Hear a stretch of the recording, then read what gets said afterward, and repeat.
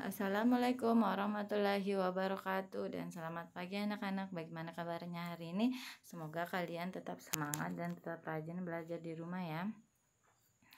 Baiklah, seperti biasa Ibu tidak lupa mengingatkan kalian untuk selalu mengaplikasikan protokol kesehatan di rumah. Tetap ingat 3M, mencuci tangan dengan sabun di air yang mengalir, menggunakan masker, dan menjaga jarak. Baiklah, seperti biasa sebelum kita memulai pembelajaran hari ini, mari kita bersama-sama berdoa. Semoga pembelajaran hari ini dimudahkan dan bermanfaat. Doa sebelum belajar dimulai.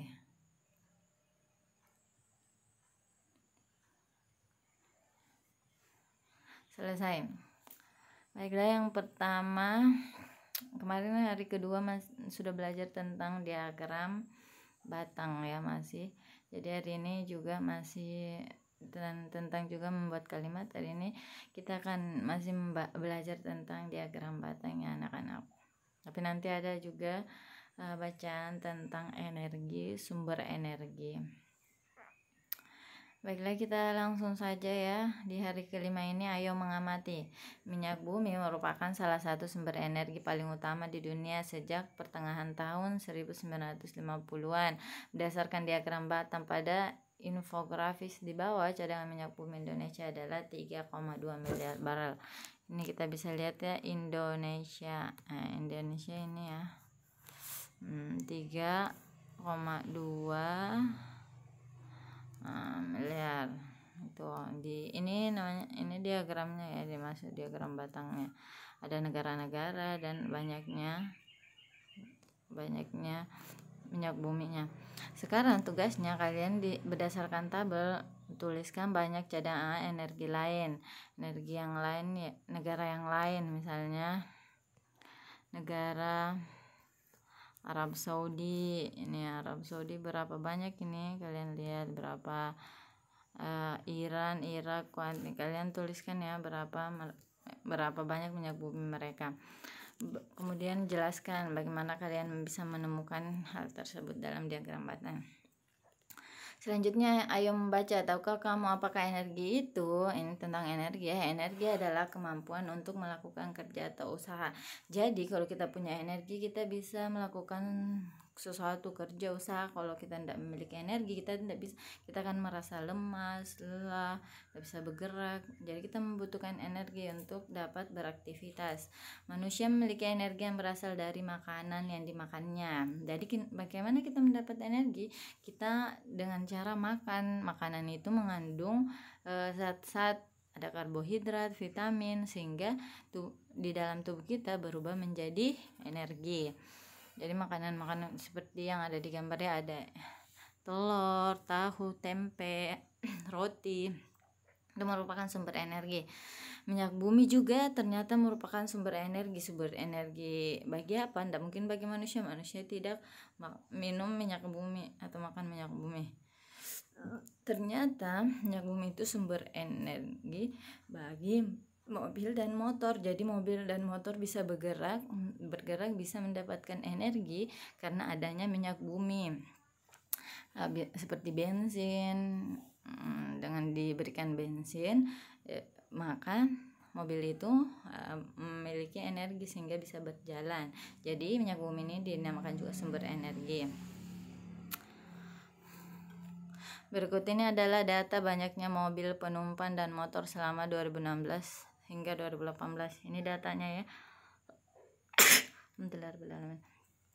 Sepeda motor berwarna hijau dan mobil penumpang berwarna pink. BPS menyatakan bahwa jumlah mobil penumpang dan motor 2016 hingga 2016 selalu meningkat. Namun peningkatan jumlah mobil penumpang masih lebih sedikit dibandingkan dengan jumlah motornya. Ini ya, dari diagramnya dilihat selalu meningkat. 2016 sepeda motor cuma 100 lebih, 110. Naik 2017, 2018. Begitupun mobil penumpang dia naik walaupun tipis aja perbedaan kenaikannya. Tapi lebih banyak sepeda motor. Ini namanya kalimat yang dibuat dari diagram batang atau bisa juga dinamakan kesimpulan dari diagram batang. Dengan menggunakan diagram batang, kita akan lebih mudah melihat peningkatan jumlah penggunaan kendaraan dari tahun ke tahun. Jadi diagram batang memberikan kemudahan dalam melihat peningkatan suatu data. Jadi diagram batang, kalau kita mau tahu ya dari bulan tahun ini ke tahun ini apakah meningkat atau menurun, kita buatkan datanya dalam bentuk diagram batang supaya lebih memudahkan. Selanjutnya itu ayo mendata. Apakah pernah mendengar kata PLN anak-anak? PLN itu merupakan salah satu badan usaha milik negara atau BUMN. Dia merupakan pelayan publik yang mengurusi semua aspek kelistrikan. Jadi PLN itu salah satu pelayan publik, melayani publik tentang lampu-lampu di rumah kalian menyala karena bantuan dari PLN. Dia melayani masyarakat, kalian semua, supaya lampu-lampu di setiap rumah bisa menyala, atau kalau ada kerusakan mereka membantu memperbaikinya. Listrik sudah menjadi kebutuhan kita sehari-hari. Begitu banyak peralatan energi di dunia yang sangat tergantung dengan listrik. Alat-alat elektronik mengubah energi listrik sebagai bentuk energi lain. Ya, jadi alat elektronik seperti setrika itu mengubah energi listrik. Setrika kan awalnya dari energi listrik, lama-kelamaan menjadi panas, jadi energi panas. Itu artinya.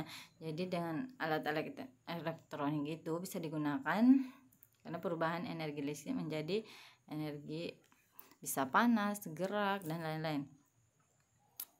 Misalnya juga blender itu awalnya dicucuk, energi listrik, kemudian bergerak di dalamnya, jadi energi listrik menjadi energi gerak. Kalian sudah mempelajari kemarin ya di tematik kemarin. Ayo mendata benda elektronik sebanyak-banyaknya, baik yang ada di rumahmu atau yang pernah kamu ketahui berdasarkan jenis perubahan energinya. Kamu juga dapat bertanya kepada orang tua dan kakakmu agar memperoleh data lebih banyak. Jadi tugasnya kalian mendata alat elektronik yang ada di rumah, ataupun walaupun tidak ada di rumah tapi kalian mengetahuinya. Misalnya ini ada contoh nama peralatannya, setrika, jenis perubahannya energi listrik menjadi panas. Apalagi kalian tuliskan kalau bisa sebanyak-banyaknya. Kemudian data pada tabel tersebut kalian bisa ubah dalam bentuk, yang kalian cari cuman 2 jenis ya kalau bisa, energi panas, perubahan energi listrik menjadi panas, kemudian perubahan energi listrik menjadi gerak. Kalau bisa, kalau nggak bisa nggak apa-apa. Kemudian buat dalam diagram batang, misalnya ini ya diberi warna, bisa tambahkan juga kalau memang kalian dapat energi listrik menjadi energi bunyi, bisa ditambahkan di sini. Ini ada keterangannya ya, apa di sini, energi listrik menjadi energi kinetik bisa. Kemudian kalian buat diagramnya. Di sini banyak peralatannya. Kemudian di sini namanya setrika.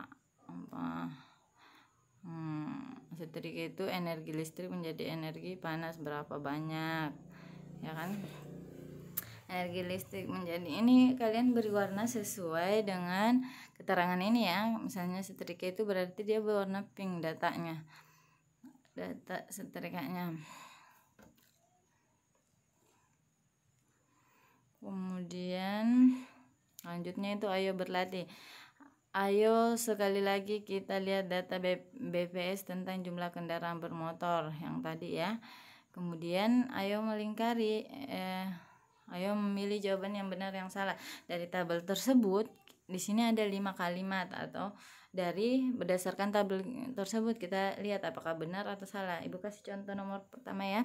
Penggunaan motor pada tahun 2016 sampai 2018 selalu meningkat. Ya, ini yang kita bahas tadi. Betul, motornya kan bertambah, awalnya begini, naik lagi. Jadi dia selalu meningkat. Berarti jawabannya ya. Dilingkarin ya. Begini. Begitupun seterusnya, yang kedua, ketiga, keempat, kelima, kalian lihat betul atau salah. Terakhir yaitu refleksiku. Kalian milih sudah paham, belum paham, atau belum sama sekali.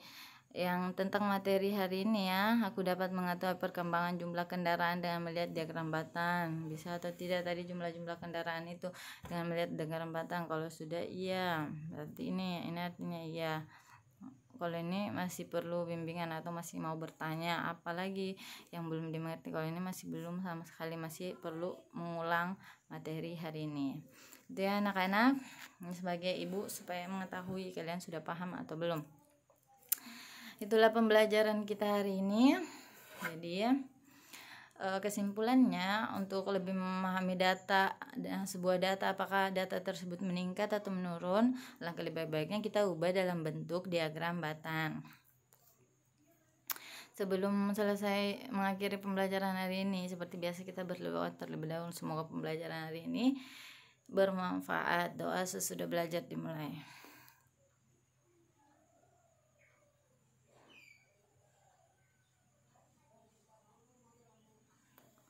Selesai. Demikian untuk hari ini. Ibu akhiri, assalamualaikum warahmatullahi wabarakatuh, dan selamat pagi anak-anak.